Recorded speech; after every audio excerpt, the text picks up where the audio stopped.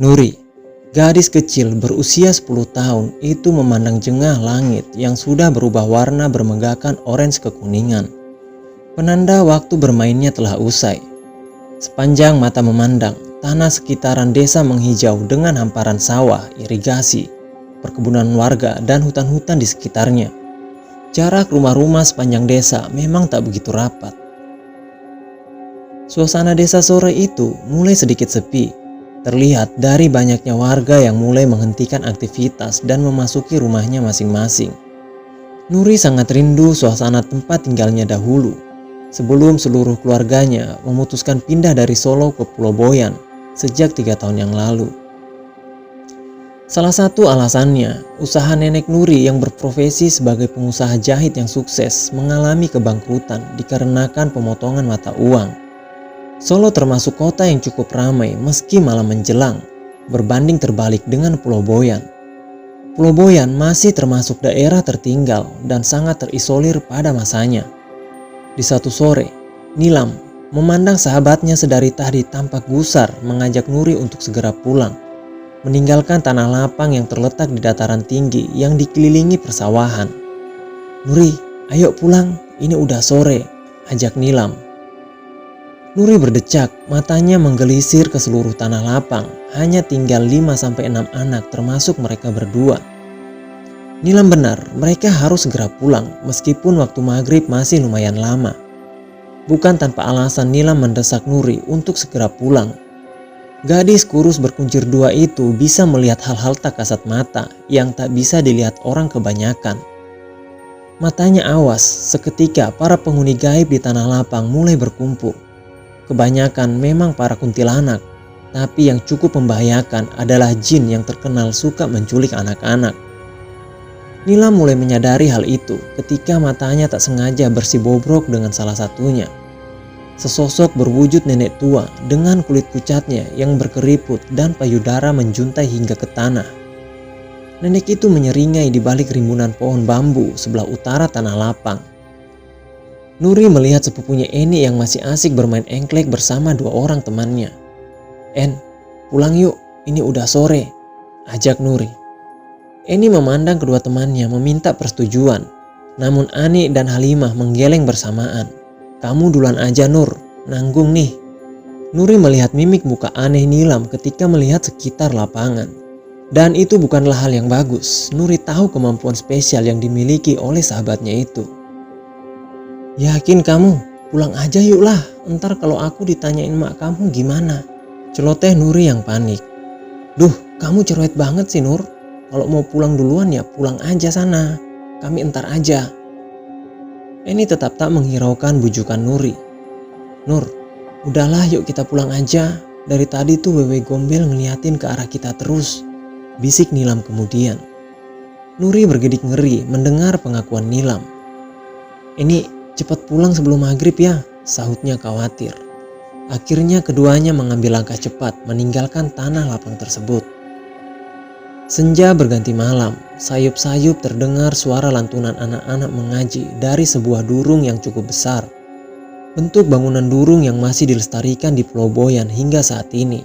Hanya saja sudah lumayan jarang ditemukan. Luas dan besarnya pun macam-macam. Ustadz Malik memfungsikan durung miliknya sebagai tempat mengajar ngaji untuk anak-anak di desa Tandur Timur seusai salat maghrib. "Nur, Nuri." Sontak panggilan itu menghentikan aktivitas ngaji anak-anak termasuk Ustadz Malik. Dilihatnya seorang wanita parubaya bertubuh tambun dan pria tua di sampingnya menghampiri Nuri. Mimik wajahnya terlihat sangat khawatir. "Iya Mak Farida," sahut Nuri kemudian. "Kamu tadi main sama Eni kan? Kamu tahu tidak sekarang Eni di mana?" tanya Mak Farida yang khawatir. "Loh, emangnya Eni belum pulang dari tadi, Mak?" "Ya, kalau Eni belum pulang, ngapain emak tanya kamu sekarang, Nak?" Nuri beradu pandang dengan Nilam yang berada di sisinya. Tadi Nur sudah mengajak Eni pulang, Mak. Cuma Eninya nggak mau karena masih main engklek sama Ani dan Halimah. Ya kan, Nil?" Nilam mengangguk mengiyakan perkataan Nuri. Kini mata Mak Farida beralih mencari-cari sosok yang dimaksud Nuri. Anak-anak yang lain ikut beradu pandang mencari keberadaan Ani dan Halimah di antara mereka. Hingga akhirnya beberapa anak di ujung barat Durung berpindah posisi, memberi ruang jeda agar Mak Farida bisa melihat jelas Ani dan Halimah yang ternyata berada di belakang mereka. "Ani, Halimah, bener kalian tadi main engklek sama Ani?" tanya Mak Farida yang semakin panik. Ani dan Halimah saling pandang dengan sedikit ketakutan. Gini Mak Farida, tadi seusai main engklek kami sudah mengajak Eni pulang. Cuma Eninya masih pengen main petak umpet sebentar. Terus ya udah kita main sebentar lagi. Saya yang jaga, saya cuma ketemunya Halimah doang. Eninya ngilang entah kemana. Saya dan Halimah sudah mencari-cari Eni di tanah lapang. Kami pikir Eni sudah pulang duluan meninggalkan kami, jelasnya kemudian. "Wewe gombel," sahut Nilam lirih. Nuri melirik Nilam dengan perasaan yang tak enak. Raut muka Mak Faridah pun terlihat berang. "Terus Eni di mana sekarang?" lanjut tanya Mak Faridah yang semakin panik. Kami nggak tahu Mak," sahut Halimah terbata-bata. "Ya ampun Pak, Eni di mana ya? Perasaan ibu udah nggak enak." Mak Faridah akhirnya menangis terseduh-seduh sambil memeluk suaminya. Sontak suasana di sekitar Durung menjadi kisruh. Ustadz Malik pun berusaha menenangkan mereka dan menghampiri Mak Faridah. "Ya Bu, tenang dulu Bu." Suami Mak Faridah berusaha menenangkannya. "Mak Faridah, mohon tenang dulu. Apa ini sudah dicari ke rumah sanak saudara atau rumah teman-temannya yang lain?" tanya Pak Ustadz. "Sudah Pak Ustadz, kami sudah mencari kemana-mana. Lalu kami ingat Eni sempat pamit bermain bersama Nuri," jawab Mak Faridah. Tampak beberapa warga yang tak sengaja lewat akhirnya menghampiri Durung Ustadz Malik karena penasaran dengan keributan yang terjadi. "Selamat malam, permisi. Ini ada apa ya kok ribut-ribut?" tanya salah satu warga. "Eni anak kami hilang. Dari tadi dia belum pulang," sahut Pak Romli, suami Mak Faridah dengan suara yang bergetar. "Ya ampun, bagaimana bisa Pak?" Keributan makin tak terkendali. Mak Faridah masih saja menangis. Ustadz Malik berusaha tenang dan memikirkan solusinya. "Tenang bapak-bapak, Mak Faridah tolong tenang juga. Begini saja, tolong Bapak Isman dan Bagus kumpulkan para warga laki-laki. Kita cari Eni bersama-sama di seluruh desa," pinta Ustadz Malik. Pria berusia 30 tahun itu tampak berpikir sejenak. "Dan jangan lupa bunyikan kentongan saat mencari Eni. Saya akan menyusul setelah mengantar anak-anak pulang ke rumah masing-masing." "Baik Pak Ustadz," sahut Pak Isman. "Dan Pak Romli tolong titipkan Mak Faridah di rumah kerabatnya. Sedang Pak Romli boleh ikut mencari Eni bersama warga," imbuh Pak Ustadz. Pak Romli hanya mengangguk pasrah. Akhirnya beberapa warga desa Tandur Timur akan memulai pencarian Eni malam itu juga. Sedang Ustadz Malik mengantar pulang anak didik ngajinya satu persatu. "Eni dibawa Wewe Gombel Pak Ustadz," sahut Nilam tiba-tiba. Saat itu tinggal mereka berdua, kloter paling akhir yang diantar Ustadz Malik pulang ke rumahnya. Ustadz Malik tersenyum kecut. Dia tahu Nilam bisa melihat hal-hal gaib. Salah satunya berkat kodam yang dimilikinya. "Saya tahu," jawab Pak Ustadz. Tadi saya melihatnya di balik pohon bambu di tanah lapang. Makanya Nuri saya ajak cepet-cepet pulang. Ya kan Nur?" imbuh Nilam yang berusaha meyakinkan Pak Ustadz.